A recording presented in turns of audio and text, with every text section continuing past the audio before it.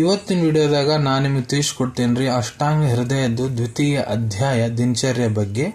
ದಿನಚರ್ಯ ಅಂದ್ರೆ ಏನು, ಅದ್ರಾಗ ಏನೇನು ಪಾಲನೆ ಮಾಡಕ್ ನಮ್ಗೆ ಆಯುರ್ವೇದದಾಗ ತಿಳಿಸಿದ್ದಾರೆ. ಕಂಪ್ಲೀಟ್ ಮಾಹಿತಿ ನಾನು ನಿಮ್ಗೆ ಸರಳ ಭಾಷೆದಾಗ ತಿಳಿಸ್ಕೊಡ್ತೀನಿ ರೀ. ವಿಡಿಯೋ ಸ್ಟಾರ್ಟಿಂಗ್ ಲಿಂತ್ರ ಎಂಡ್ ತನ ಮಿಸ್ ಮಾಡದೆ ನೋಡಿ. ಸೊ ನೋಡ್ರಿ, ದಿನಚರ್ಯ ಅಂದ್ರೆ ನಾವು ಪ್ರತಿದಿನ ಕರ್ತವ್ಯಚರ್ಯ ದಿನಚರ್ಯ ಅಂತ ಹೇಳ್ಯಾರ್ರಿ. ಅಂದ್ರ ನಿತ್ಯ ನಾವು ಪ್ರತಿದಿನ ಮಾಡೋ ಕೆಲಸ ಏನಿರ್ತೈತಿ ನಮ್ಮ ದಿನದಾಗ ಅದಕ್ಕೆ ದಿನಚರ್ಯ ಅಂತ ಹೇಳ್ಯಾರ್ರಿ. ಸೊ ಆಯುರ್ವೇದದಾಗ ದಿನಚರ್ಯದಾಗ ಏನೇನು ಮಾಡ್ಬೇಕನ್ನ ತಿಳಿಸ್ಯಾರ. ನಾನು ನಿಮ್ಗೆ ಒಂದೊಂದೊಂದನ್ನ ತಿಳಿಸ್ಕೊಂತ ಹೋಗ್ತೀನಿ.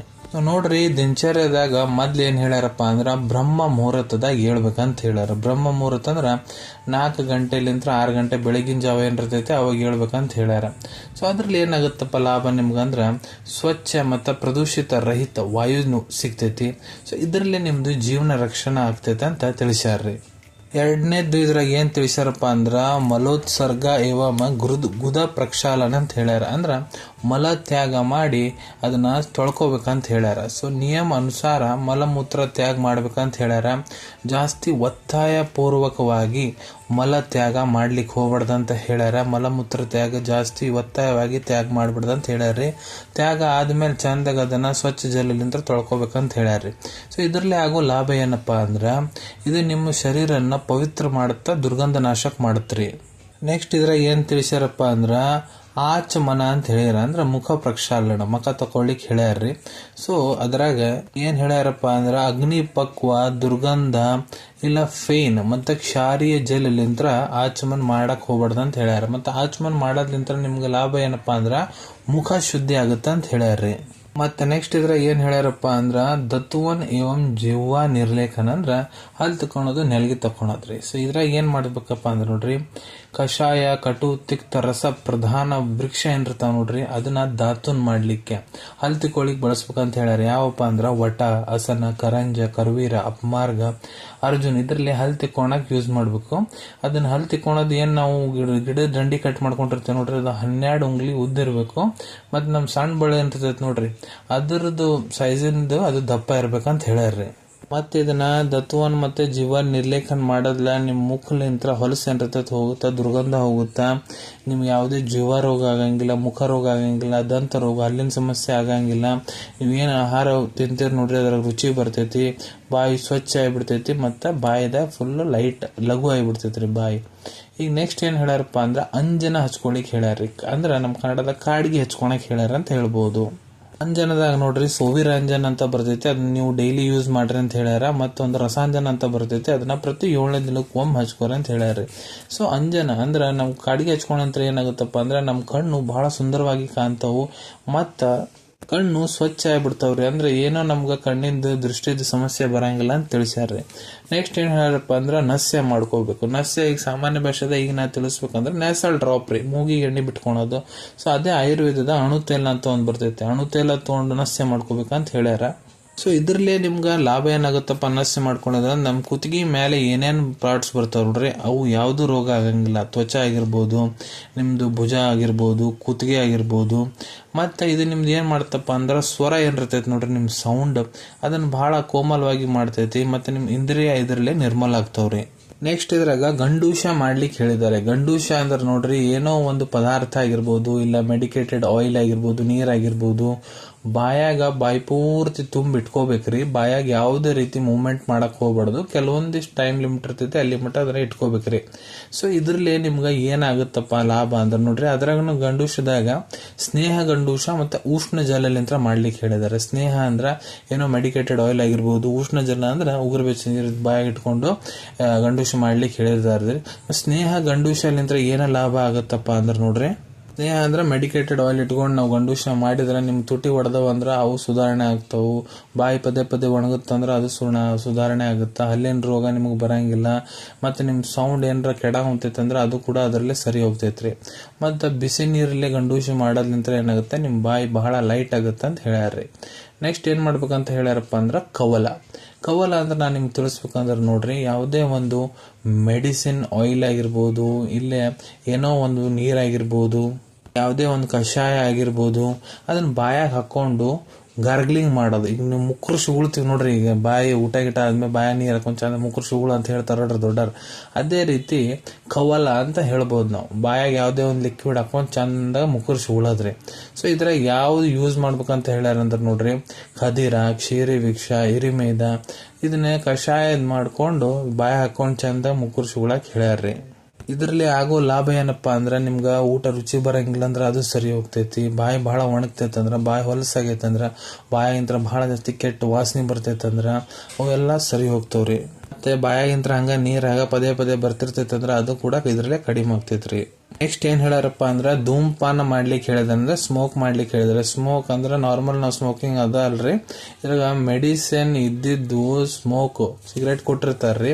ಮೆಡಿಕೇಟೆಡ್ ಸಿಗರೇಟ್ ಇರ್ತೈತಿ. ಮೆಡಿಕೇಟೆಡ್ ಸಿಗರೇಟ್ ತಗೊಂಡು ನೀವು ಸ್ಮೋಕ್ ಮಾಡಿದ್ರೆ ನಿಮ್ ಜತ್ರು ಮೇಲೆ ಏನೇನು ವಾತ ಕಫಜನಿತ ರೋಗ ಇರ್ತಾವ ನೋಡ್ರಿ, ಅವು ನಿಮ್ಗೆ ಒಟ್ಟ ಆಗಲ್ಲ ಅಂತ ಹೇಳ್ಯಾರ. ನೆಕ್ಸ್ಟ್ ಇದ್ರಾಗ ತಾಂಬೂಲ ಸೇವನೆ ಮಾಡ್ಲಿಕ್ಕೆ ಹೇಳಿದಾರೆ. ತಾಂಬೂಲ ಅಂದ್ರೆ ನೋಡ್ರಿ 2 ಪಾನ್ ಎಲೆಗಳು, ಸುಪಾರಿ, ಖದೀರ, ಚೂರ್ಣ ಮತ್ತೆ ಲವಂಗ, ಕಸ್ತೂರಿ ಇವನ್ನೆಲ್ಲ ಸೇರಿಸ್ಕೊಂಡು ಬಾಯಿ ಹಾಕೊಂಡು ಚಂದಾಗ ತಿನ್ನಕ್ ಹೇಳ್ಯಾರ್ರಿ.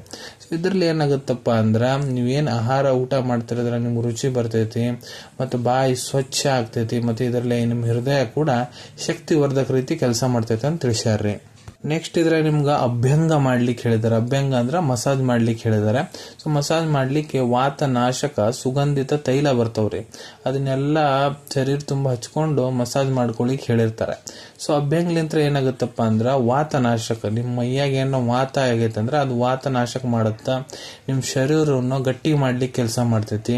ನಿಮ್ಗೆ ನಿದ್ದೆ ಬರಂಗಿಲ್ಲ ಅಂದ್ರೆ ನಿದ್ದೆ ಬರಂಗ್ ಮಾಡ್ಕೊಡ್ತೈತಿ. ಮತ್ತ ತಲೆಯಾಗ ನೀವು ಎಣ್ಣೆ ಹಾಕೊಂಡ್ ಮಸಾಜ್ ಮಾಡ್ಕೊಂತಿರಲ್ಲ ಅದಕ್ಕೂ ಅಭ್ಯಂಗನ ಅಂತಾರ್ರಿ. ಮತ್ತ ಕಿವಿಗೆ ಎಣ್ಣೆ ಹಾಕೊಂತಿರಲ್ಲ ಅದಕ್ಕೂ ಕರ್ಣಪೂರಣನ ಅಂತಾರ. ಮತ್ತೆ ನಿಮ್ ಕಾಲಿಗೆ ಚಂದಾಗ ಹಚ್ಕೊಂಡ್ ಎಣ್ಣೆ ತಿಕ್ಕೋಬೇಕಾಗ್ತೈತಿ. ನಿಮ್ಗೆ ಅದ್ರಲ್ಲಿ ಏನಾಗುತ್ತಪ್ಪ ಅಂದ್ರ ಚೆನ್ನಾಗಿ ನಿದ್ರಿ ಬರ್ತೈತಿ, ಮತ್ತೆ ನಿಮ್ ಕಣ್ಣಿನ ಶಕ್ತಿ ಏನಿರ್ತೈತಿ ಅದು ಕೂಡ ಜಾಸ್ತಿ ಆಗ್ತೈತಿ ಅಂತ ತಿಳಿಸ್ಯಾರ್ರಿ. ನೆಕ್ಸ್ಟ್ ದಿನಚರ್ಯದಾಗ ಎಲ್ಲರಿಗೂ ವ್ಯಾಯಾಮ ಮಾಡ್ಲಿಕ್ಕೆ ಸಲಹೆ ನೀಡಿದ್ದಾರೆ. ಸೊ ನೋಡ್ರಿ, ಶೀತ ಮತ್ತು ವಸಂತ ಋತು ಏನಿರ್ತೈತಿ ಅದ್ರಾಗ ನಿಮ್ಗೆ ಅರ್ಧ ಶಕ್ತಿ ವ್ಯಾಯಾಮ ಮಾಡ್ಲಿಕ್ಕೆ ಹೇಳಿದಾರೆ. ನಿಮ್ ಶಕ್ತಿ ಎಷ್ಟಿದೆ ಅದಕ್ಕೆ ಅರ್ಧ ವ್ಯಾಯಾಮ ಮಾಡ್ಬೇಕಂತ ಹೇಳಿದ್ದಾರೆ. ಮತ್ತೆ ಗ್ರೀಷ್ಮ, ವರ್ಷ ಮತ್ತೆ ಶರದ್ ಋತು ಏನಿರ್ತೈತಿ ನೋಡ್ರಿ, ಇದ್ರಾಗ ಸ್ವಲ್ಪ ವ್ಯಾಯಾಮ ಮಾಡ್ಬೇಕಂತ ಹೇಳ್ಯಾರ್ರಿ. ಸೊ ವ್ಯಾಯಾಮ ಮಾಡೋದ್ರಿಂದ ಏನಾಗುತ್ತಾ ನಿಮ್ ಮೈ ಏನಿರ್ತೈತಿ ನೋಡ್ರಿ ಹಳವಾರ ಆಗ್ತೈತಿ, ಮತ್ತೆ ನಿಮ್ದು ಜಠರಾಗ್ನಿ ಹೊಟ್ಟಿ ಚೆನ್ನಾಗಿ ಹಸಿತೈತಿ, ಕೆಲಸ ಮಾಡ್ಲಿಕ್ಕೆ ಇನ್ನಿಟ್ಟು ಸ್ವಲ್ಪ ಹುರುಪ ಬರ್ತೈತ್ರಿ. ನೆಕ್ಸ್ಟ್ ಇದ್ರಾಗ ಏನ್ ಹೇಳ್ಯಾರಪ್ಪ ಅಂದ್ರ ಉದ್ವರ್ತನ ಮಾಡ್ಕೊಳಿಕ್ ಹೇಳಿದ್ದಾರೆ. ಉದ್ವರ್ತನ ಸಾಮಾನ್ಯ ನಾನು ತಿಳಿಸ್ಬೇಕಂದ್ರೆ ಯಾವ್ದರ ಎಣ್ಣೆ ಹಚ್ಕೊಂಡು ಇಲ್ಲ ಯಾವ್ದರ ಮೆಡಿಕೇಟೆಡ್ ಪೌಡರ್ ಹಾಕೊಂಡು ಮೈಯ ಚಂದಾಗ ತಿಕ್ಕೋಬೇಕಂತ ಹೇಳ್ಯಾರ್ರಿ. ಉದ್ವರ್ತನ ನೋಡ್ರಿ ಕಷಾಯ ಮತ್ತೆ ತಿಕ್ತ ದ್ರವ್ಯ ಏನಿರ್ತೈತಿ ಅದ್ರಲ್ಲಿ ಉದ್ವರ್ತನ ಮಾಡ್ಕೊಳಕ್ ಹೇಳ್ಯಾರ್ರಿ. ಇದನ್ನ ಮಾಡೋದ್ಲಿಂತ್ರ ಏನಾಗ್ತೈತಪ್ಪ ಅಂದ್ರೆ ನಿಮ್ ಮೈ ಏನಿರ್ತೈತಿ ನೋಡ್ರಿ ಸ್ಟೇಬಲ್ ಆಗ್ತೈತಿ, ಸ್ಥಿರ ಆಗ್ತೈತಿ, ಮತ್ತೆ ನಿಮ್ ತ್ವಚೆ ಏನಿರ್ತೈತಿ ನೋಡ್ರಿ ಇನ್ ಸ್ವಚ್ಛ ಆಗ್ತೈತಿ ಅಂತ ಹೇಳ್ಯಾರ್ರಿ. ಮತ್ತೆ ನೆಕ್ಸ್ಟ್ ನಿಮ್ಗ ಸ್ನಾನ ಮಾಡ್ಲಿಕ್ಕೆ ಹೇಳಿದಾರೆ. ದಿನಚರ್ಯದಾಗ ಸ್ನಾನನು ಹೆಂಗ್ ಮಾಡ್ಬೇಕಾದ್ರ ವಿಧಿ ಒಂದ್ ಹೇಳ್ಯಾರ್ರಿ. ಮೈದು ತಳಗಿನ ಭಾಗ ಏನಿರ್ತೈತಿ ನೋಡ್ರಿ ಅದನ್ನೆಲ್ಲ ಉಷ್ಣ ಜಲಲ್ಲೇ ಸ್ವಚ್ಛ ಮಾಡ್ಕೋಬೇಕಂತ ಹೇಳ್ಯಾರ್ರಿ. ಮತ್ತ ಶೀತಲ ಜಲ ತಣ್ಣೀರ್ ಏನಿರ್ತಾವ ನೋಡ್ರಿ ಅದ್ರಲ್ಲಿ ಪೂರ್ತಿ ಮೈ ತೊಳ್ಕೊಬೋದಂತ ತಿಳಿಸ್ಯಾರ್ರಿ. ಸೊ ಸ್ನಾನ ಮಾಡೋದ್ಲಿಂತ್ರ ನಿಮ್ಗೆ ಲಾಭ ಏನಾಗತ್ತಂದ್ರ ಹೊಟ್ಟಿ ಚೆನ್ನಾಗಿ ಹಸಿತೈತಿ, ನಿಮ್ ಆಯಾಸ ಜಾಸ್ತಿ ಆಗೋದು ಕಡಿಮೆ ಮಾಡ್ತೈತ್ರಿ, ಆಯಾಸ ಹೆಚ್ಚಿಗೆ ಮಾಡ್ತೈತಿ, ಇಮ್ಯುನಿಟಿ ಪವರ್ ಹೆಚ್ಚಿಗೆ ಮಾಡ್ತೈತಿ, ನಿಮ್ಗೆ ತಾಕತ್ ಜಾಸ್ತಿ ಮಾಡ್ತೈತಿ, ನಿಮ್ಗ ಇಚ್ಚಿಂಗ್ ಕೆರೆತ ಆಗ್ತಿರ್ತೈತಿ ಅದನ್ನ ಕಡಿಮೆ ಮಾಡ್ತೈತಿ, ಬೆವರು ಎಲ್ಲ ಇರ್ತೈತಿ ನೋಡ್ರಿ, ಬೆವರಿನ ಹೊಲಸು ಕೆಟ್ಟ ನಾತ ಏನಿರ್ತೈತಿ ಎಲ್ಲಾ ಕಡಿಮೆ ಮಾಡಿ ಕೊಡ್ತೈತ್ರಿ. ನಿದ್ರಾ ಆಲಸ್ಯ ಏನಿರ್ತೈತಿ ನೋಡ್ರಿ ಮೈ ಎಲ್ಲ ಅದನ್ನ ಕೂಡ ಕಡಿಮೆ ಮಾಡ್ತೈತಿ ಅಂತ ಹೇಳ್ಯಾರ್ರಿ. ನೆಕ್ಸ್ಟ್ ದಿನಚರ್ಯದಾಗ ಭೋಜನ ಮಾಡ್ಬೇಕಂತ ಹೇಳ್ಯಾರ್ರಿ.